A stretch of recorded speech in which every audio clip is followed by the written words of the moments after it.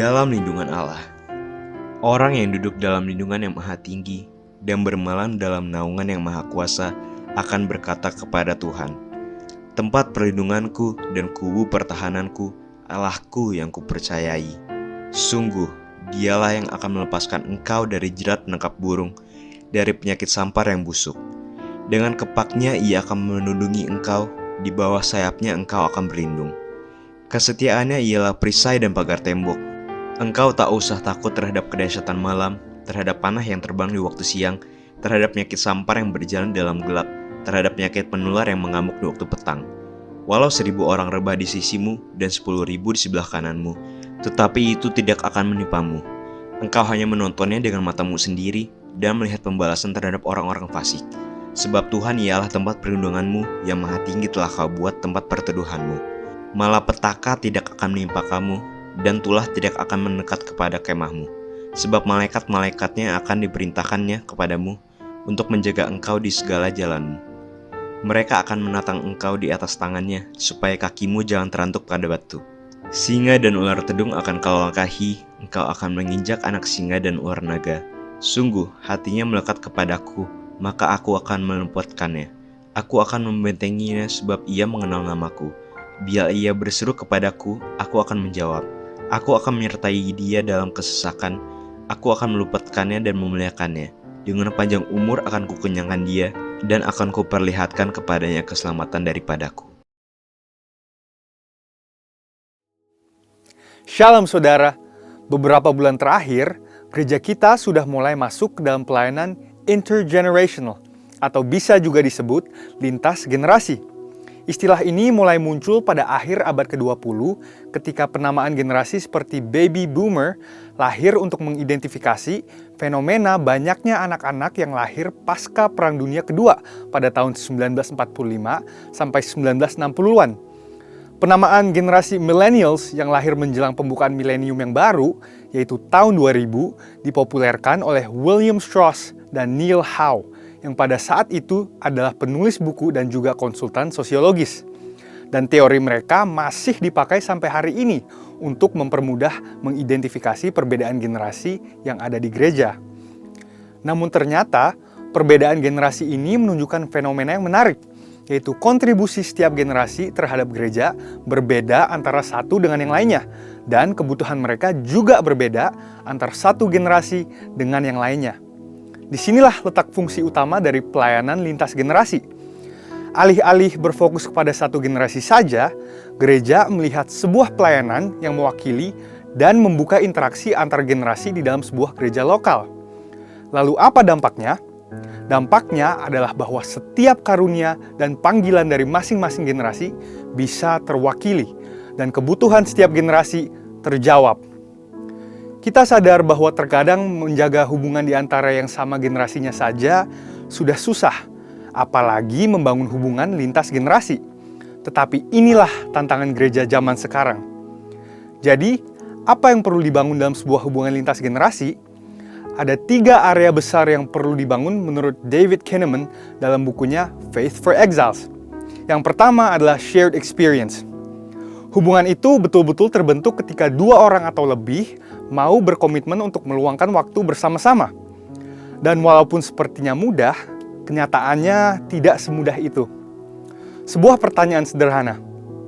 Apakah kita suka menghabiskan waktu bersama dengan orang-orang percaya lainnya dalam komunitas gereja lokal? Bagaimana dengan orang-orang yang berbeda rentang usia dengan kita? Diskusi dan interaksi yang terjadi antar generasi akan menumbuhkan hubungan yang berkualitas. Yang kedua adalah shared goals. Hubungan lintas generasi tidak terjadi begitu saja. Perlu niat dan tujuan yang jelas dari kedua belah pihak. Apa yang ingin dicapai dari hubungan lintas generasi tersebut? Seperti ketika Elia berjumpa dengan Elisa. Hubungan yang tercipta memiliki tujuan yang jelas, yaitu untuk mewarisi pengalaman, pengurapan, dan panggilan dari Elia kepada Elisa. Atau ketika Paulus memanggil Timotius, tujuannya pun jelas, yaitu untuk mendidik dan memperlengkapi Timotius muda untuk menjadi hamba Allah yang nantinya akan meneruskan pelayanan Injil di tempat yang sudah ditentukan Allah baginya. Yang ketiga adalah shared emotions. Manusia adalah makhluk yang juga memiliki emosi. Dan di dalam membangun hubungan pertemanan ataupun mentoring, emosi memainkan peranan yang sangat penting. David Kinnaman menulis bahwa murid yang tangguh adalah mereka yang tertanam dalam gereja lokal yang memiliki penerimaan seperti keluarga. Apakah berarti gereja hanya berfokus menumbuhkan emosi positif saja? Tentunya tidak, sebab Alkitab pun meminta kita untuk menegur mereka yang hidup dalam dosa. Tetapi, iklim emosi yang sehat akan membantu generasi muda untuk merasa diterima di gereja lokal mereka sebagai anak dan sekaligus dibentuk untuk menjadi murid yang tangguh. Di dalam Mazmur 78 ayat 4 dikatakan, "Kami akan ceritakan kepada angkatan yang kemudian puji-pujian kepada Tuhan dan kekuatannya dan perbuatan-perbuatan ajaib yang telah dilakukannya." Pemazmur dalam hal ini Asaf memiliki komitmen untuk meneruskan pengetahuan akan mujizat Tuhan kepada generasi berikutnya agar tidak terputus ingatan mereka tentang Tuhan. Begitu juga dengan pelayanan lintas generasi. Ini dilakukan karena visi yang Tuhan berikan kepada gerejanya begitu besar dan begitu luas, serta tidak mungkin diselesaikan hanya dalam waktu satu generasi saja. Artinya apa? Segala pengalaman, pengurapan, dan kesaksian hidup dari generasi sebelumnya perlu diteruskan kepada generasi penerus. Anak-anak muda yang berdiri di atas pengurapan dan pengalaman generasi sebelumnya akan bergerak lebih cepat, lebih tepat, dan lebih diurapi. Kesimpulannya adalah hubungan lintas generasi membutuhkan niat dari kedua belah pihak untuk saling merendahkan hati, mencari kepentingan bersama, dan kehendak Tuhan. Apa yang dibangun untuk diteruskan kepada generasi berikutnya bahkan tidak hanya ketiga hal di atas ini, yakni shared experience, goals, dan emotions, tapi juga shared faith. Seperti yang dialami anak rohani Paulus, yaitu Timotius. 2 Timotius 1 ayat 5 menunjukkan dengan jelas kepada kita bagaimana Timotius menerima warisan iman yang luar biasa dari ibunya dan neneknya sendiri. Sebab aku teringat akan imanmu yang tulus ikhlas, yaitu iman yang pertama-tama hidup di dalam nenekmu Lois dan di dalam ibumu Yunike, dan yang aku yakin hidup juga di dalam dirimu. Gereja yang membangun budaya lintas generasi memahami bahwa kehendak Tuhan untuk zaman ini berarti kehendak Tuhan untuk setiap generasi yang ada sekarang. Untuk itu, membangun jembatan yang menghubungkan lintas generasi perlu dibangun agar suara Roh Kudus bisa secara tepat direalisasikan kepada setiap generasi yang ada di gereja dan di luar gereja hari ini. Saudara, untuk penjelasan lengkapnya dari tim teologi kami, silahkan klik link yang ada di atas atau scan QR Code yang tersedia. Tuhan Yesus memberkati.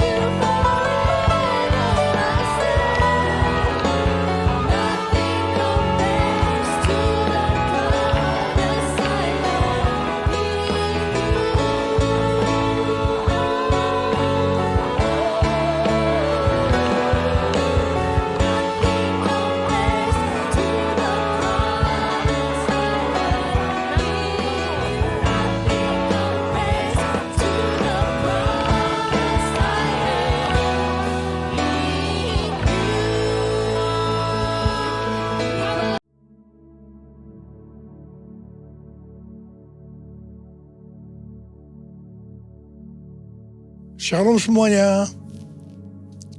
Tahun 2024 adalah tahun untuk bangkit. Jadi teranglah. Yesaya 60 ayat 2 dan 3 berkata, sebab sesungguhnya kegelapan menutupi bumi dan kekelaman menutupi bangsa-bangsa. Tetapi terang Tuhan terbit atasmu dan kemuliaannya menjadi nyata atasmu. Bangsa-bangsa berduyun-duyun datang kepada terangmu dan raja-raja kepada cahaya yang terbit bagimu. Hari-hari ini Pentakosta ketiga sedang turun. Dan Tuhan Yesus berkata dalam Matius 5 ayat 14 sampai dengan 16 bahwa kita adalah terang dunia. Hendaknya terang kita bercahaya di depan semua orang supaya mereka melihat perbuatan kita yang baik dan memuliakan Bapa kita yang di sorga. Bangkit dan jadi teranglah. Artinya, kita harus taat kepada tuntunan Tuhan secara radikal.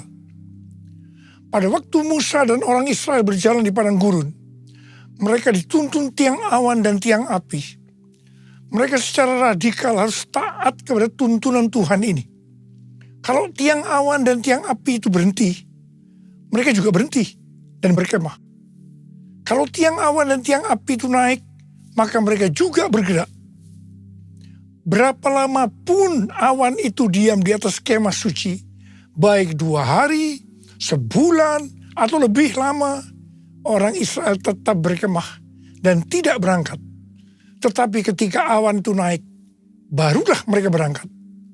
Jadi atas titah Tuhan mereka berkemah, dan atas titah Tuhan juga mereka berangkat. Seperti yang dilakukan oleh orang Israel pada waktu itu, maka Tuhan menghendaki agar kita harus taat secara radikal terhadap tuntunan Tuhan. Dalam menyelesaikan amanat agung sampai dengan tahun 2033, Tuhan memberikan pengertian bahwa kita saat ini seperti orang-orang Israel yang dipimpin oleh Yosua untuk memasuki tanah perjanjian. Pada waktu itu mereka akan melalui jalan yang belum pernah mereka lalui sebelumnya. Karena itu, mereka harus mengikuti tabut Allah.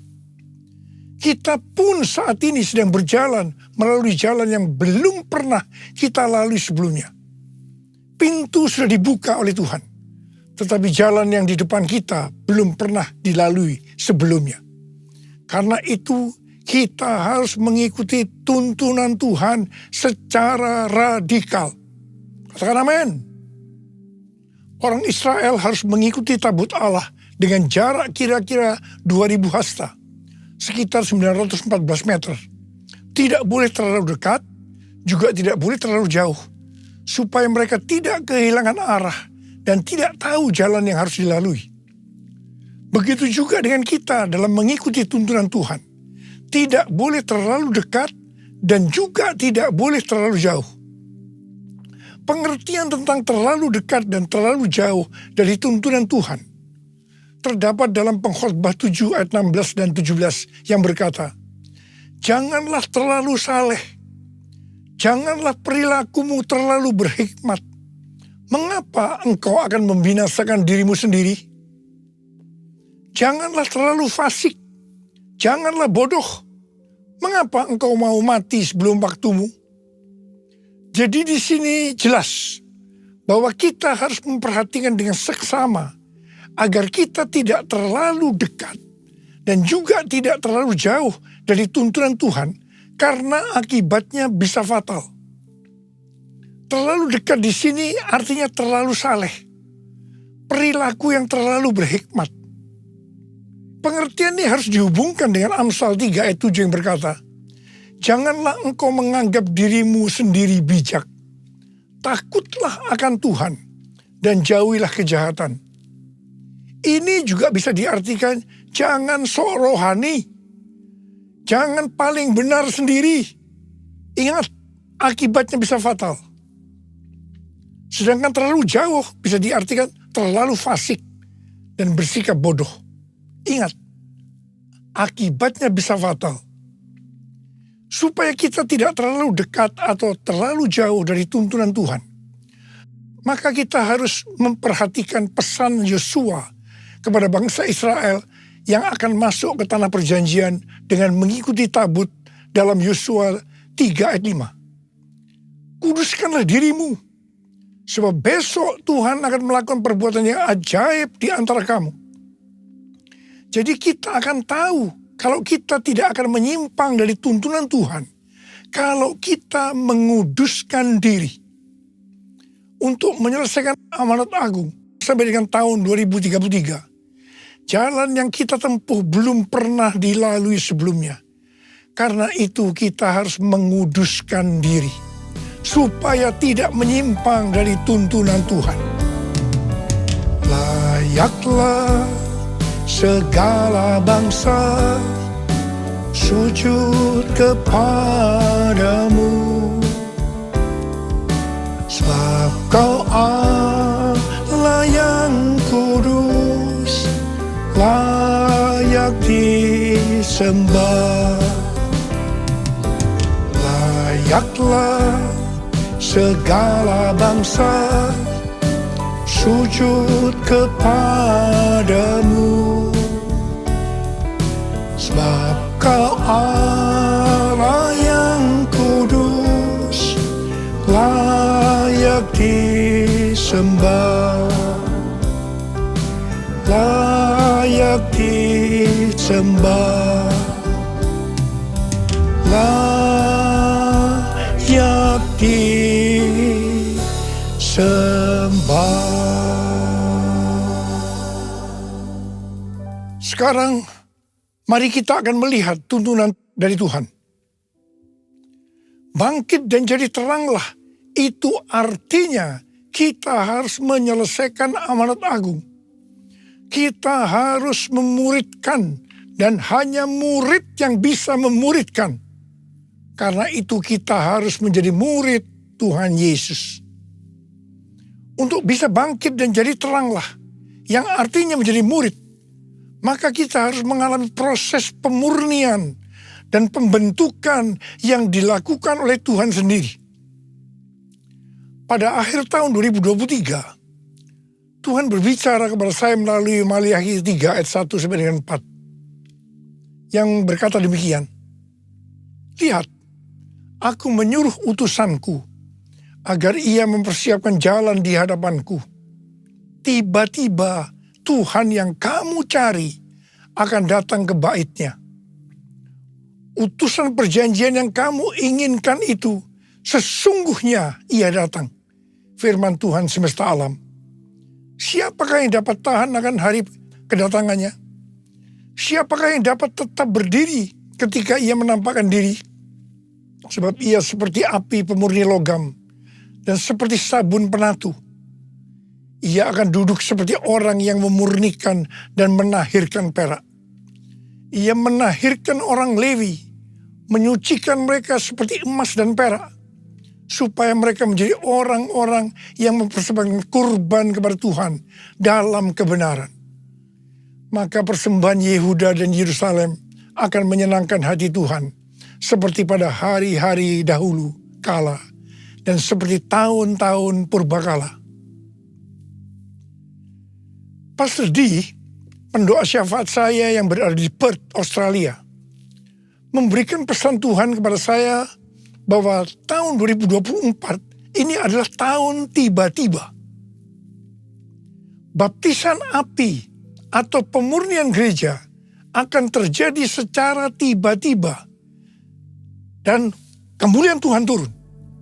Hal ini akan mengakibatkan penuaian jiwa akan terjadi secara cepat. Mereka berbondong-bondong masuk ke dalam kerajaan Allah. Mereka datang dari berbagai lapisan masyarakat. Orang tua dan anak-anak muda dari berbagai macam latar belakang.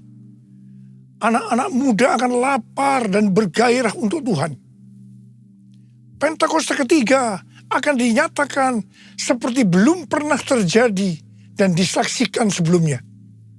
Karena hal itu akan terjadi di rumah-rumah melalui penyembahan, sehingga terjadi kesembuhan, mukjizat, pencurahan Roh Kudus yang akan menarik jutaan jiwa ke dalam kerajaan Allah. Haleluya! Curahkanlah kuasa-Mu Tuhan, mujizat terjadi di tempat ini. Curahkanlah kuasa-Mu Tuhan, mujizat terjadi sekarang ini. Curahkanlah kuasa-Mu Tuhan, mujizat terjadi di tempat ini. Curahkanlah kuasa-Mu Tuhan, mujizat terjadi sekarang ini. Mujizat terjadi sekarang ini. Mujizat terjadi sekarang ini. Tuntunan Tuhan yang kedua sebagai berikut. Bangkit dan jadi teranglah, artinya mendeklarasikan kemenangan ketika dicobai iblis. Judul perikop Matius 4 ayat 1-11 adalah Yesus dicobai di padang gurun. Di sini Tuhan Yesus yang dalam kondisi lapar setelah berpuasa 40 hari 40 malam dicobai iblis. Ada 3 jurus pencobaan yang diberikan oleh iblis kepada Tuhan Yesus.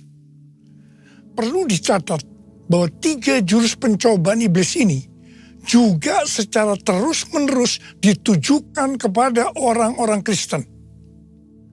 Seperti Tuhan Yesus yang menang ketika dicoba iblis, maka kita pun harus menang. Bangkit, jadi teranglah.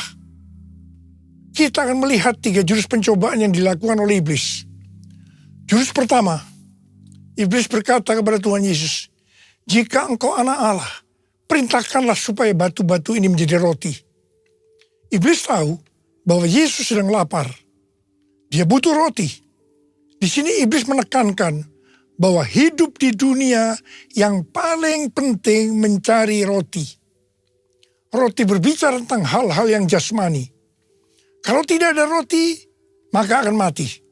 Karena itu cari roti dengan segala macam cara kalau perlu. Tetapi apa jawab Tuhan Yesus? Ada tertulis, manusia hidup bukan dari roti saja, tetapi dari setiap firman yang keluar dari mulut Allah. Haleluya! Tuhan juga berpesan kepada kita bahwa kamu jangan khawatir apa yang akan kamu makan, apa yang akan kamu minum, apa yang akan kamu pakai. Semua itu dicari oleh bangsa-bangsa yang tidak mengenal Allah. Tetapi Bapamu yang di sorga tahu bahwa kamu memerlukan semuanya itu. Karena itu, cari dahulu kerajaan Allah dan kebenarannya. Maka semuanya, apa yang sudah dibutuhkan akan ditambahkan kepadamu. Carilah dulu kerajaan Allah dan kebenarannya, maka semuanya akan ditambah padamu. Haleluya, haleluya, haleluya, haleluya, haleluya,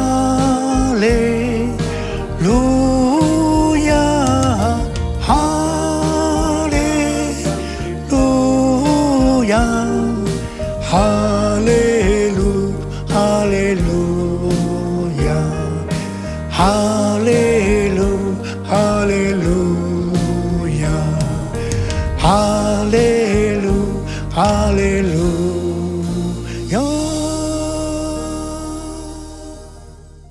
Jurus yang kedua, iblis membawa Tuhan Yesus ke kota suci dan menempatkan dia di pinggir atap bait Allah. Lalu iblis berkata kepada Tuhan Yesus, "Jika Engkau anak Allah, jatuhkan dirimu ke bawah. Sebab ada tertulis mengenai Engkau, Ia akan memerintahkan malaikat-malaikatnya, dan mereka akan menatang Engkau di atas tangannya, supaya kakimu jangan terentuk kepada batu." Tuhan Yesus langsung menjawab, Janganlah engkau mencobai Tuhan Allahmu. Tuhan Yesus tahu tentang hukum gravitasi. Bahwa kalau dia menjatuhkan diri ke bawah, akan mati. Memang firman yang dikutip oleh iblis itu, bahwa dia akan menyuruh malaikat untuk menyelamatkan. Tetapi ini adalah logos, bukan rema. Artinya firman yang dikutip iblis ini, bukan berbicara kepada Tuhan Yesus. Pendeta Yonggi Cho pernah bersaksi tentang 4 gadis yang baru pulang dari KKR dan mereka sedang on fire. Mereka harus menyeberangi sungai yang pada saat itu sedang banjir. Mereka berkata satu dengan yang lainnya tentang firman mengenai Petrus yang berjalan di atas air. Kalau Petrus bisa berjalan di atas air, kita juga pasti bisa. Dengan bergandengan tangan mereka menyeberangi sungai yang banjir tadi. Apa akibatnya? Akibatnya 4 gadis itu mati terseret banjir. Mereka rupanya tidak mengerti bahwa Petrus bisa berjalan di atas air karena disuruh Tuhan Yesus. Jadi Petrus itu sebenarnya berjalan di atas firman Tuhan. Iblis berusaha untuk menjebak kita dengan jurus seperti ini. Saya diingatkan tentang faham hyper grace yang berkata, kalau kita sudah lahir baru, kita bisa melakukan apa saja. Dan Bapa di surga pasti tersenyum. Artinya kita tetap selamat. Ini yang disebut mencobai Tuhan. Hati-hati. Jurus yang ketiga, iblis membawa Tuhan Yesus ke atas gunung yang sangat tinggi dan memperlihatkan semua kerajaan dunia dengan kemegahannya. Iblis berkata, semua ini akan kuserahkan kepadamu jika engkau sujud menyembah aku. Langsung Tuhan Yesus berkata kepada iblis, enyahlah iblis, sebab ada tertulis, engkau harus menyembah Tuhan Allahmu dan hanya kepada Dia sajalah engkau berbakti. Ingat, penguasa dunia ini adalah iblis. Dia bisa memberikan kepada siapa saja yang dia kehendaki, yaitu orang-orang yang mau menyembah dia. Jurus ini banyak mengalahkan orang-orang Kristen. Hati-hati, hati-hati. Sesuai dengan perumpamaan tentang seorang penabur, maka Tuhan Yesus berkata, orang Kristen yang tidak berbuah disebabkan karena kekhawatiran dunia, tipu daya kekayaan, dan kenikmatan hidup. Ini adalah tipu daya si iblis. Kita harus bangkit, jadi teranglah. Kita harus mendeklarasikan kemenangan. Kita waktu dicobai si iblis. Saudara-saudara, kita semua harus menjadi pemenang. Yang mau menjadi pemenang katakan amin. Sebab hanya pemenang yang masuk surga. Sekali lagi saya mau katakan, hanya para pemenang yang masuk surga. Mari katakan bersama saya. Kitalah umat pemenang. Kita umat pemuji. Kita anak perjanjian. Yesus telah bangkit, kalahkan maut. Bangkit, ya lahir baru. Jalan dalam kuasa darahnya. Jadi ahli warisnya. Anak Allah, anak Allah, anak Allah. Hei anak Allah, hei, hei, hei. Kitalah umat pemenang. Kita umat pemuji. Kita anak perjanjian. Yesus telah bangkit, kalahkan maut. Bangkit, ya lahir baru. Jalan dalam kuasa darahnya. Jadi ahli warisnya. Anak Allah, anak Allah, anak Allah. Hei anak Allah, hei, hei, hei, hei. Mari angkat tangan kita di hadapan Tuhan. Mulai berbahasa roh. Yang sudah berbahasa roh, kita berbahasa roh. Oh, ya la la la la la la la la la la la la la la la.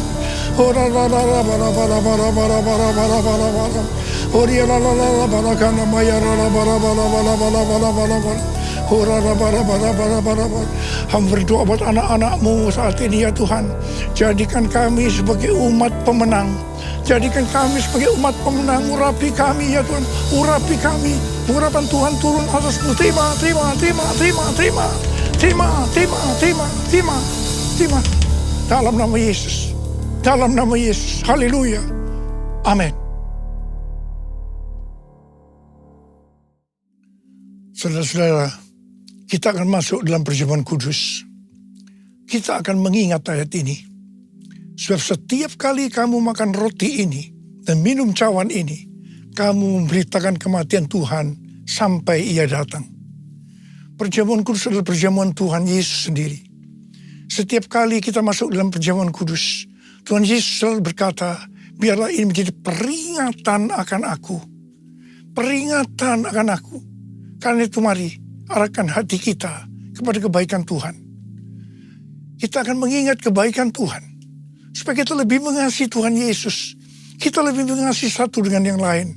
Mari tundukkan kepala.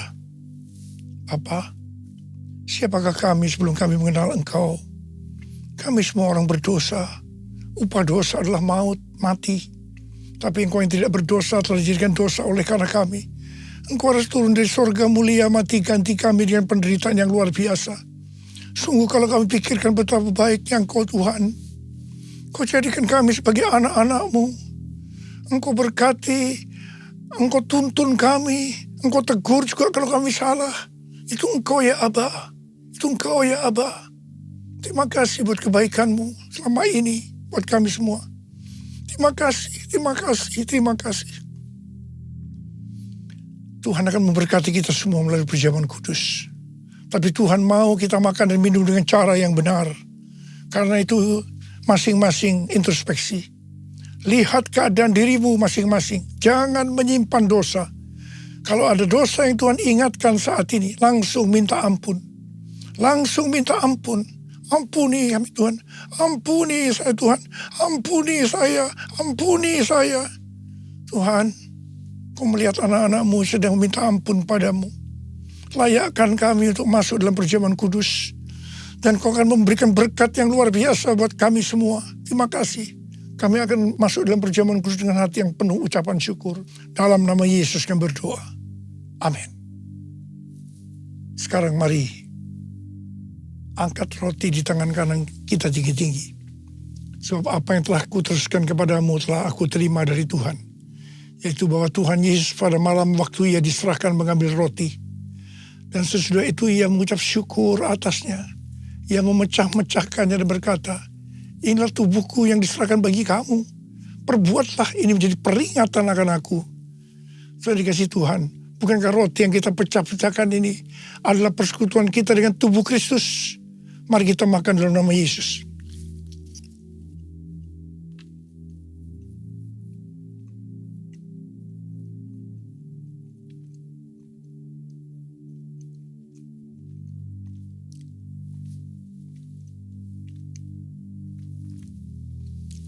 Mari angkat cawan di tangan kanan kita tinggi-tinggi. Demikian juga Ia mengambil cawan sesudah makan lalu berkata, cawan ini adalah perjanjian baru yang dimeteraikan oleh darahku. Perbuatlah ini setiap kali kamu meminumnya menjadi peringatan akan aku. Saudara kasih Tuhan, bukankah cawan pengucapan syukur yang atasnya kita ucapkan syukur adalah persekutuan kita dengan darah Yesus. Mari kita minum dalam nama Yesus.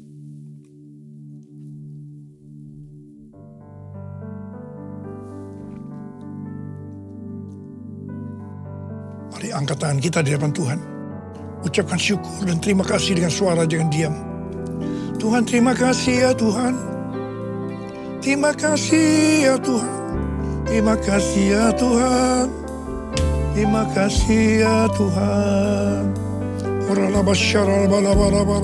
Terima kasih. Angkat tangan saudara di hadapan Tuhan. Tuhan, Kau melihat anak-anak-Mu sedang angkat tangan di hadapan-Mu. Saat ini Kau sedang menyembuhkan yang sakit. Kau sedang membebaskan yang terikat. Kau menghibur yang susah. Engkau menguatkan yang lemah. Terima kasih. Terima kesembuhan. Terima kelepasan, terima. Tuhan terima kasih. Tuhan terima kasih. Terima kasih ya Tuhan. Terima kasih Yesusku. Terima kasih Yesusku. Puji syukur hanya bagi Tuhanku. Terima kasih Yesusku. Terima kasih Yesusku. Puji syukur hanya bagi Tuhanku. Terima kasih Yesusku. Terima kasih Yesusku. Puji syukur hanya bagi Tuhanku. Terima kasih Yesusku. Terima kasih Yesusku. Puji syukur hanya bagi Tuhanku. Puji syukur hanya bagi Tuhanku. Puji syukur hanya bagi Tuhanku.